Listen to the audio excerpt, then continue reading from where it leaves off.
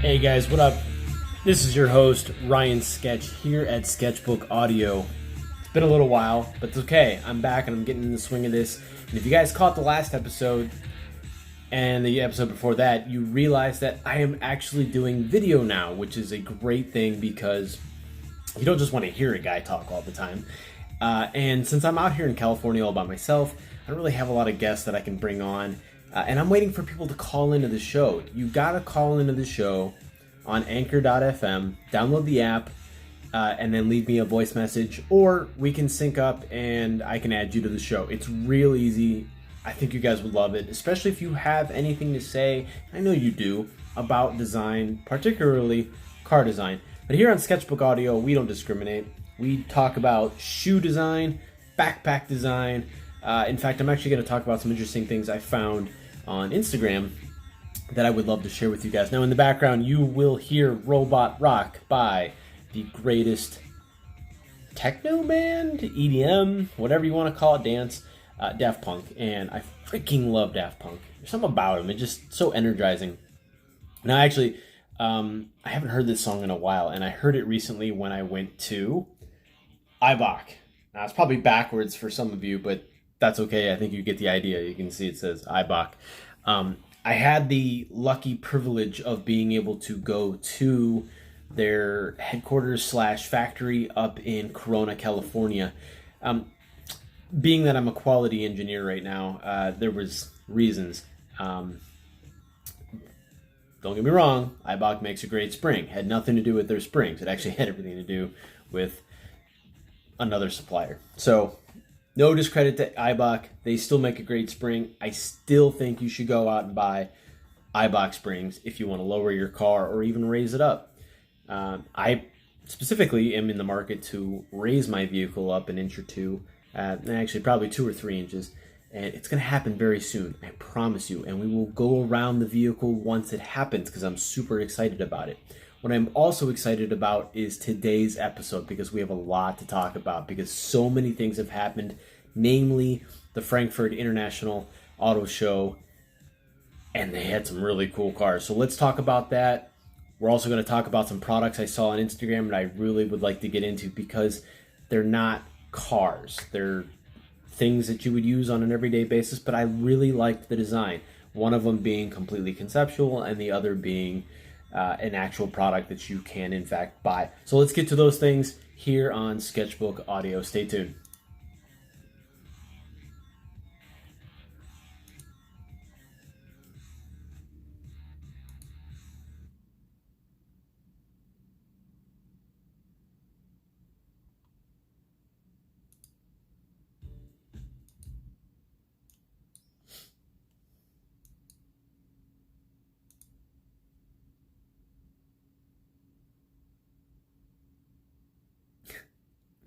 I just realized I'm still recording on YouTube. All right, everybody, we are back. And I promise you, you guys are about to get lucky. Some more Daft Punk. Let's get to it. An International Auto Show out in Frankfurt, Germany. It was awesome. I wasn't there. I wish I was. And one of these days, I may in fact get the chance to go. And if I do, I'm taking you all with me so you all can get lucky. Figuratively speaking, I'm not going to help you get lucky. You're just going to have fun at the Frankfurt International Auto Show, and it's going to happen because this year we're also going to go to the Los Angeles Auto Show. We're going to go to SEMA. It's coming up in a few months. It's just around the corner. We're also going to go to probably New York and maybe Chicago. So I'm very excited for this year. But enough of that talk. Let's get to the Frankfurt International Auto Show. Now, I'm on autoblog.com right now because that tends to be where I get most of my information. But we are going to take a quick look at their list of favorite vehicles they had because, frankly, it had all of my favorite vehicles on there. Now, one of those vehicles I actually had something to do with, and I was pretty happy until I heard that it is not coming for the US. Yet another vehicle that is essentially forbidden fruit, and that is the Volkswagen ID3. The Volkswagen ID3 is a part of Volkswagen's product launch that they're just going to bombard the world with in order to basically make up for their little snafu of Dieselgate and make up for all the pollution that they may or may not have attributed to or contributed to. So what they want to do is they want to just pretty much make everything electric going forward. But to do that, they needed to really invigorate and excite people with electrical vehicles. And for the most part, not too many people have done a great job of getting people really hyped about electric cars. Tesla does a pretty good job, in my opinion, because their cars are different, they're unique, and they're not the normal OEMs that we hear about all the time. They're not Toyota, they're not Volkswagen, they're not Chrysler or Ford or General Motors. So they have this ability to captivate the market, mostly because they're one of the only electric car companies making cars for the world. Up until now, there are more companies coming out, and I am super excited about it. But again, I'm really upset that this ID3 is not coming to the States. Why? Because it's boasting like 300 plus mile range, which is phenomenal, and it's all in the size of a Volkswagen Golf. It's got a little bit more of a bubble characteristic and not as long of a hood as your typical Golf would, which is fine. I still really like the car. I think it's a great design. I think it's practical, it's functional, and it's kind of quirky and cute without being so dramatic of a futuristic car. It takes everything that we know about small compact cars and hatchbacks and just throws in a really awesome electric powertrain. I'm just really surprised that they got as much range out of it as they did. Perhaps it has something to do with the power transfer unit and the gearboxing that yours truly had something to do with whilst working at McLaren. I don't work there anymore, so frankly, I'm just going to go ahead and tell you, it was pretty interesting to see all the products that we made in conjunction with Volkswagen and Audi. Also, speaking of electric vehicles that I had something to do with, Mercedes EQ product line. I'm not sure what all powertrains and power transfer units I helped be a part of that are now going into, which vehicle. But at Frankfurt, they showed their second EQ vehicle, and that is the EQS. Now, the EQS is basically an S-Class. It's a very big electric car, and it's an electric sedan. But what's really awesome about it is it's not typical Mercedes.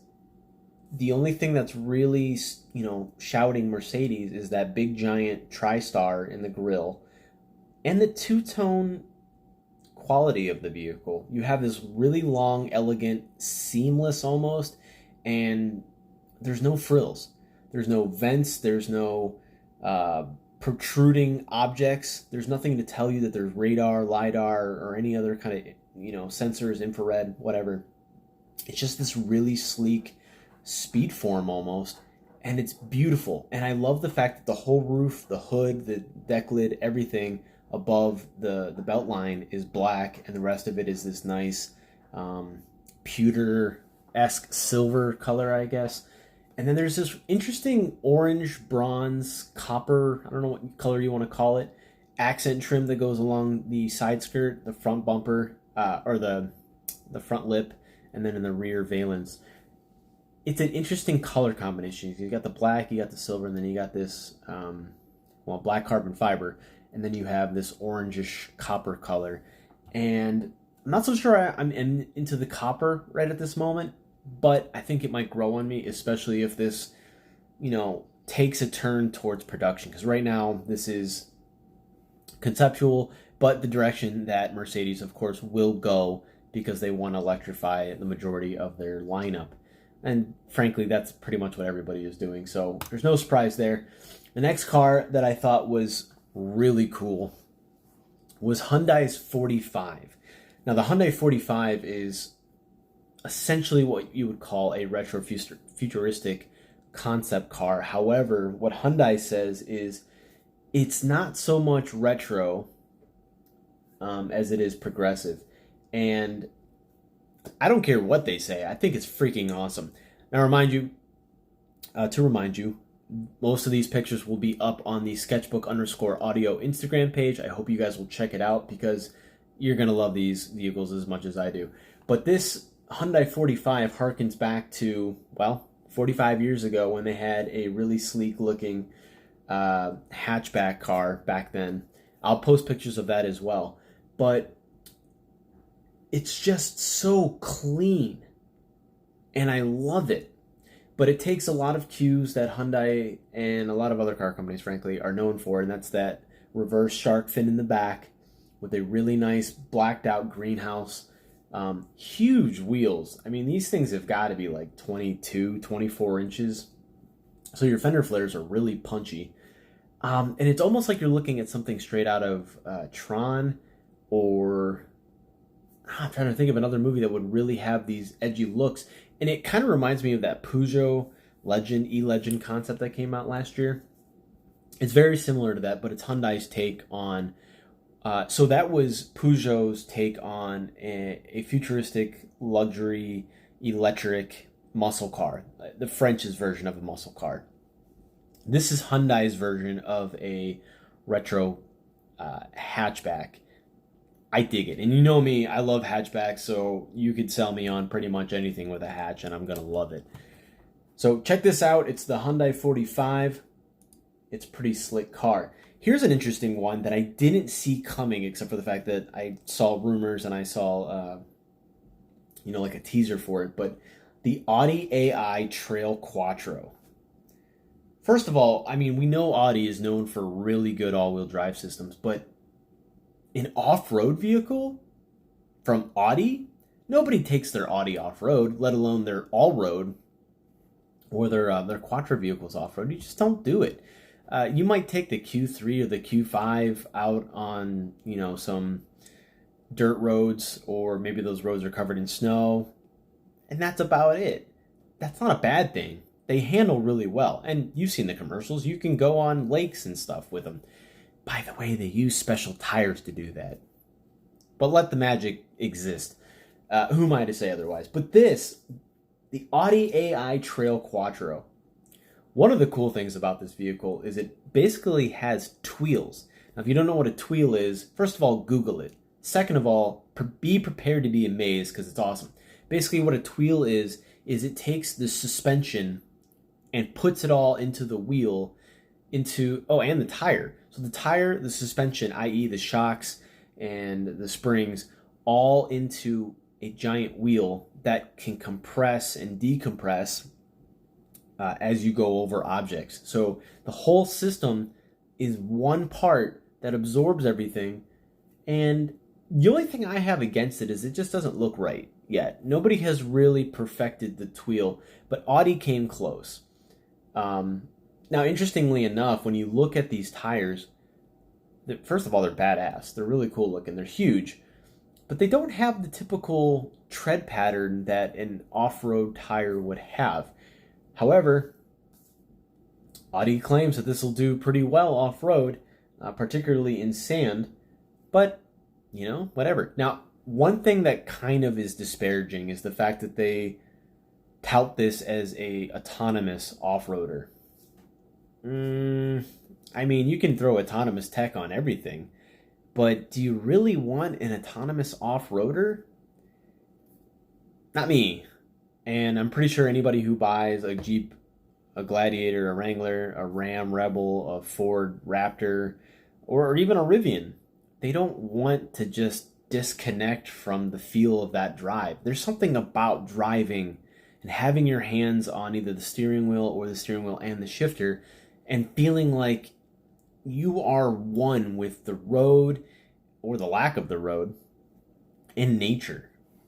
So I'm just not buying the autonomous aspect of it. Now, when I was at the College for Creative Studies and the Art Institute of Pittsburgh and the Cleveland Institute of Art, this was something that came up quite frequently. So I'm not surprised by it. I just don't buy it yet because I don't think the people who are doing the off-roading want to be disconnected from it. Now, if you're taking a long trip and you're overlanding, so to speak, and you need that time to sleep while the car is still moving, if it's done right, sure, but are you really going to even be able to get any sleep if this vehicle is jarring you all over the place? I don't think I can. I can barely sleep with the car just, with my dad kind of moving the steering wheel like this. I get nauseous. So falling asleep while this robot takes over, unless it's playing Robot Rock by Daft Punk, I'm just not going to be into it. So I would love to hear what you guys think. Post it up on the Skerchbook _ Instagram. Skerchbook _ audio. Man, I'm like tongue-tied today. Post it up there. Shoot me a message on anchor.fm or through the app, the Anchor app, and let me know what you think. Is autonomous off-roading a thing? Is that going to be a thing? Are we destined to just forget what it is to drive a car? I'll be dead before it happens, I hope. But kudos to the design. The design is gorgeous. It's kind of what I would have expected from not only Audi, but also from the packaging aspect of things. It's a huge greenhouse. There's a lot of window space, so you can see everything that's around you.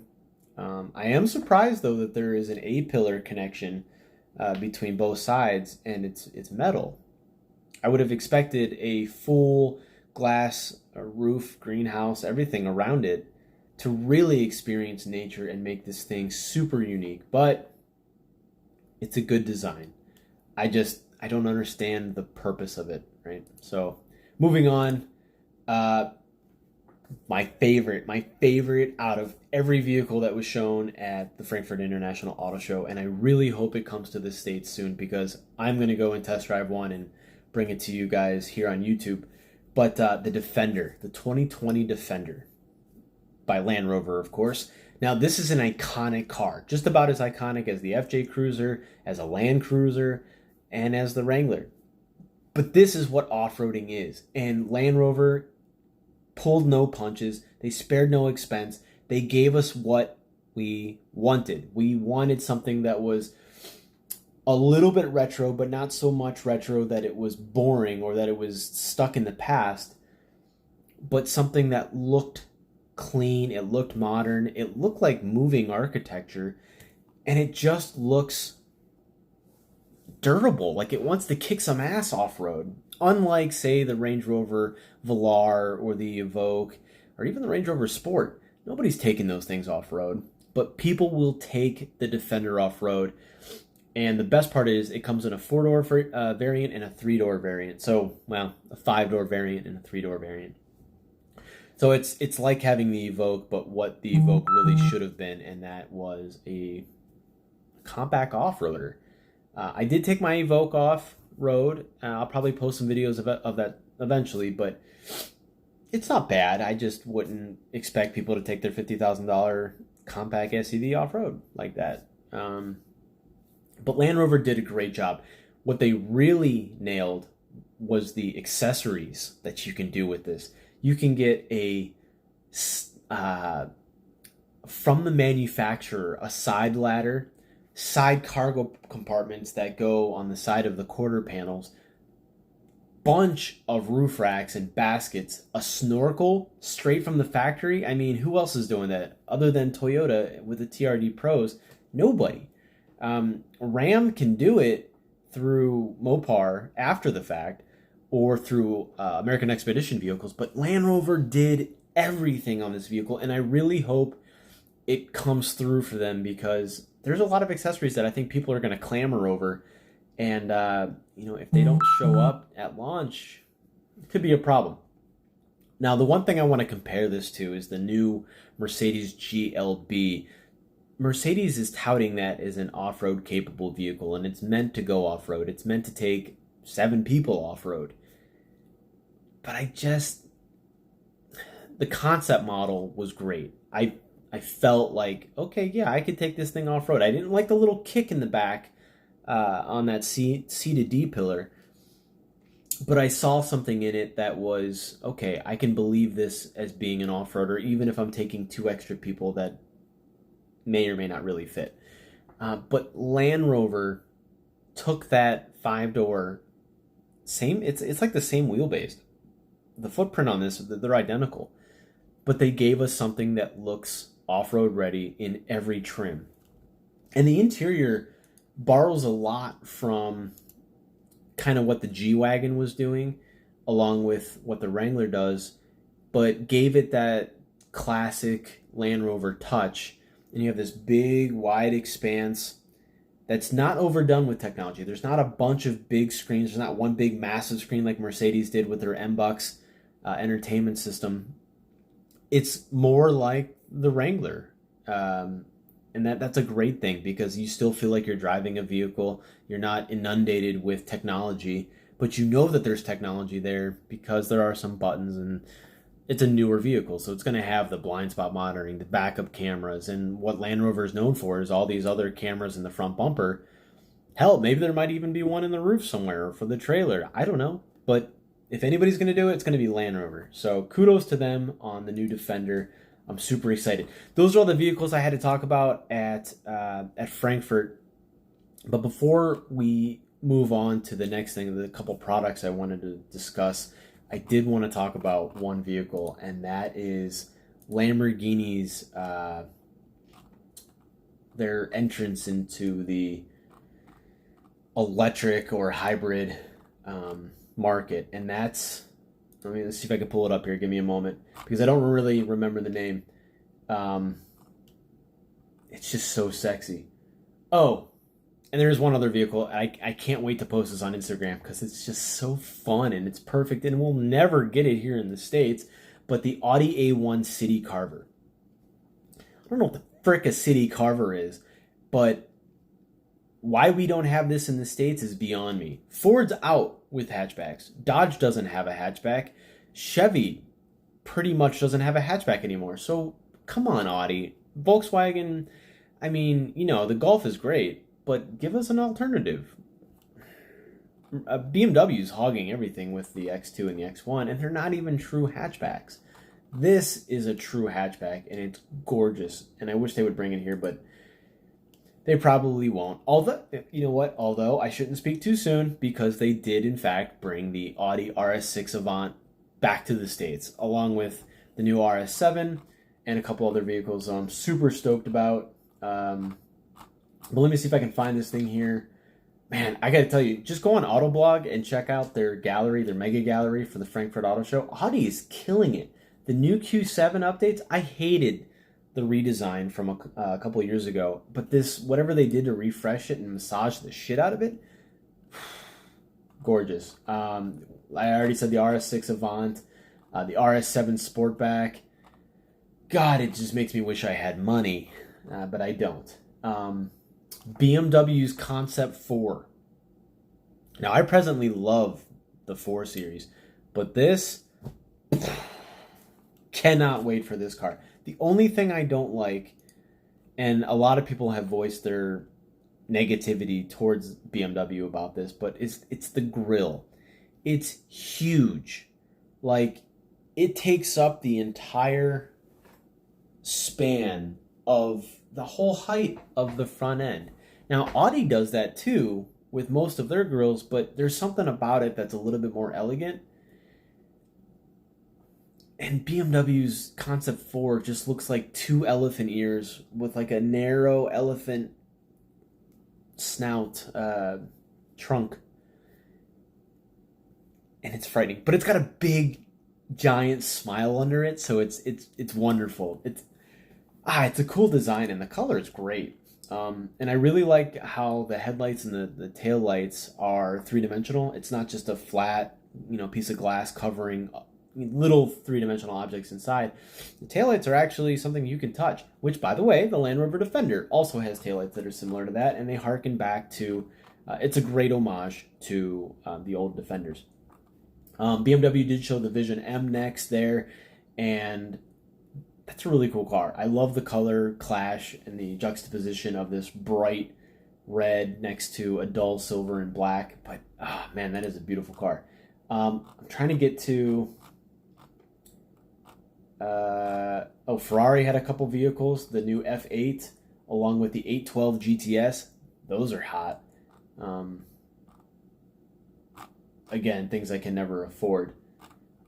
Let's talk about the Honda E real quick. We don't have too much time left on this episode because I don't want to bore everybody. But the Honda E, I love it because it's a compact electric car that really draws, design cues and that heritage from the K cars, but puts it in a fresh, modern, updated body. And they didn't change anything from concept to production. It's awesome. And this model that they showed here, it has a blacked out greenhouse with a little reverse shark fin, so it's a floating roof. The taillights and the headlights look like big giant eyes, and it kind of has this friendly smiling face, which city cars in Japan and China do. They have that happy, like, hey, I'm smiling at you as I come and drive. But this one is a little bit sinister, and it's probably because of all the gloss black that they put on here. Sandwiched in by this really beautiful granite crystal color. It's a sharp looking car, and I can't wait for this thing to come to the States. I really hope it does, and I hope it comes to the States without side view mirrors. Listen, the automotive industry here in the United States has everything ass backwards when it comes to safety. In Europe, they're doing all of these progressive designs and this futuristic tech that is going to help save lives when it comes to nighttime driving and just overall safety, merging in and out of lanes and whatnot. And the only people who are really taking advantage of it are Tesla and soon Audi. But come on, we don't need side view mirrors. When we already have backup cameras and other cars have surround view cameras, just give us mirrors on the side of our car. It reduces drag, it looks badass, and there's so many different functionalities to having a camera on the side. Not only does it help with merging into a lane that you can't see because you don't want to look back behind you while you drive, because shit might be happening over here while you're trying to turn over here, but you can't. You can see those pesky motorcyclists coming up and splitting lanes while I'm out here in California. I've almost killed like 5 by now. It's I don't know how I managed to avoid hitting them. It just, I don't try to. They're just there. And yeah. So, another car that we'll never get, but it's awesome, is the Hyundai i10. I love hatchbacks. And this one's so tiny and cute, but it's actually very angry, and I love that. It's got personality in a tiny, tiny car. And it's really cool.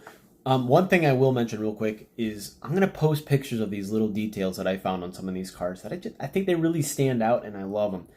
The i10 has these interesting fog lights that have a honeycomb texture. So I want to show that. The N line has an even more aggressive and differentiating fog light or daytime running light treatment. I want to show you that. I want to show you the Nissan Juke, the new 2020 Nissan Juke fog lights, because they're crazy and such a good design. And I really want to show you the details on this Lamborghini Cyan. I don't know how to say it, but it's freaking cool. It's Lamborghini's first hybrid, and it's the most powerful Lamborghini there is. It is flawless. It's the perfect blending of everything Lamborghini has been known for the past 20 years. And then it just takes it a step further without going anywhere away from what Lamborghini has been known for.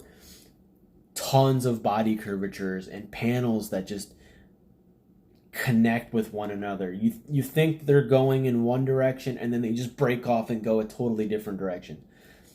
This is one of those cars where you think you have cars figured out, and then all of a sudden you don't.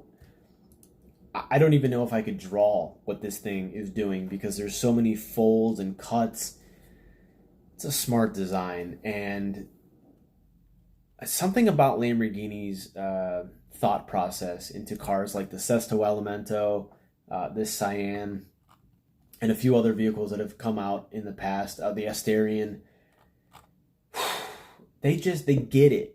And the nice thing is they can do it from a production standpoint. It's not just conceptual, and it's not one-offs like Zagato and Pininfarina.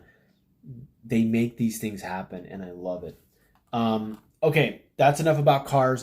A couple things I wanted to talk about before we get out of here, because we're at past 30 minutes and I don't want to bore you to death. But I was on Instagram and I found this glove that, I mean, it could be for men or for women, I guess, but in between these two fingers is an iron, a hair iron or a straightener. And you just grab your hair and you pull it and then you just run your fingers over your hair and you get either curls or you get straightened hair. Genius.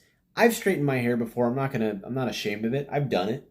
And using a straightener is hard. But if I just had my hand to run through and then grab that hair that I want and pull, it's a done deal. Now, the only thing I don't understand is how they protect the hand from getting burned. Because if you know anything about hair straighteners, they get hot. And there's usually more than one setting. Plus, you have two pieces of ceramic here. Maybe there's some way to diffuse it with a heat sink or something. It did look like there were vents on the fingers, and I'm going to post this picture on Instagram as well. Tell me what you think about it, because it's cool. I really like it. But it's smart, too. The last thing I wanted to talk about, and I will post more pictures of this, are bikes. I got a chance to go back to Michigan last weekend, and I went to a bike store, and me and one of the store guys there, one of the salesmen, we were talking about Fox shocks because I work for Fox now. And the guy just started drooling because he was like, oh my gosh, I love Fox. And he wouldn't stop telling me about all of these different bikes. People will come in and they'll have one kind of shocks, whether it's Rock Shocks or some other brand, some off-the-shelf brand or Schwinn or Trek or something. And he just says, get Fox shocks. Get them. It's the best purchase you could ever make. And I don't disagree with him. The one thing I found interesting, though, was a lot of our athletes that ride with Fox products, they're riding on bikes that are like 10 grand or more. And I got to hold this one. It was, I think it was a Cannondale. It might have been a different one. I don't quite remember. But I was holding a Specialized, a Cannondale, a really expensive Trek, and something else. And they were all just Fox. The whole catalog was on the thing. And all of these bikes I could lift with one finger. Insane. But more insane than the physics behind lifting carbon fiber or really thin aluminum is the price tag. The cheapest one I was holding was $6,000. The most expensive one was $12,000. And it didn't even have an electric motor, let alone a gas motor. Hey, when you're an athlete like that gets the dirt bike and mountain bike like that for a living, they give that shit to you for free. So I'm just sitting here like, hey, I'll go down a mountain as fast as I can. Just give me a bike to do it, and I'll do it. So that's all we have today for Skerchbook Audio. I hope you guys will check out the Instagram page, Skerchbook_audio. I also want to throw out this possibility. T-shirts. I already have business cards, but what about T-shirts? I'm going to go to SEMA this year, and I might pass some stuff out. So if you are going to SEMA this year, be on the lookout for me, my business cards, the sketch battle that should happen, and my T-shirts, because I'm going to make something and give it out to anybody who comes up to me and mentions Skerchbook Audio. I'm going to have a whole bunch of them, and I want you guys to have them and spread the gospel of Skerchbook Audio. This is for you guys, for all the artists, for all the designers, for all the people who want to create things. This is for you, and I want to talk about that kind of stuff. I know we talk a lot about cars, but we could talk about other things. Hey,